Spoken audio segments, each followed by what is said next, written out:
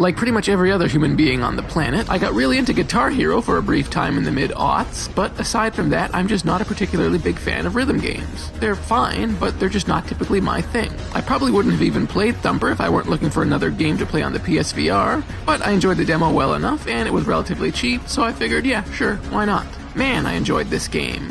It is just addictively, amazingly intense. It really is a remarkable experience in white-knuckle madness that I can wholeheartedly recommend to anyone. It doesn't play all that differently from any number of rhythm games. You're going along a track and you have to perform certain actions in time with the music. The mechanics are super simple. You only ever have to press the X button, usually in conjunction with a direction on the directional pad or the left analog stick. That's it.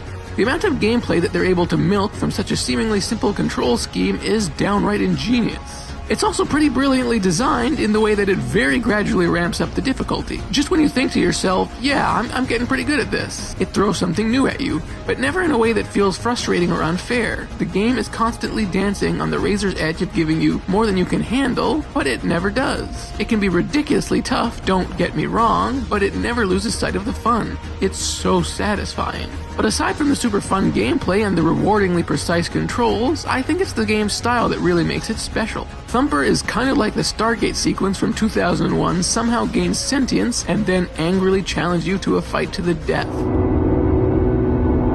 Developer Drool describes it as a rhythm violence game. There's no actual violence, with the possible exception of the boss battles that cap each level, but it feels violent and intense and visceral in a way that you just don't typically get from games like this. Between the psychedelic visuals and the sinister industrial soundtrack, it's definitely a memorable experience, especially when it's all around you thanks to VR. It's not the most impressive use of VR, you're pretty much always looking straight ahead, and the feeling of actually being transported somewhere that you get from the best VR games is less pronounced here. But still, it absolutely adds to the immersion. I tried playing the game on my TV just to see what that was like, and it wasn't the same at all. It didn't have even close to the same level of immersive intensity. Because yeah, the game is insanely intense. It made me sweat so much, it actually made me a little bit concerned about the well-being of my PSVR headset. Can it even handle this much sweat? The answer seems to be yes, which is a good thing because yikes, this game. I heard someone describe it as feeling like the game that people play in a horror movie that winds up driving them insane, and yeah, that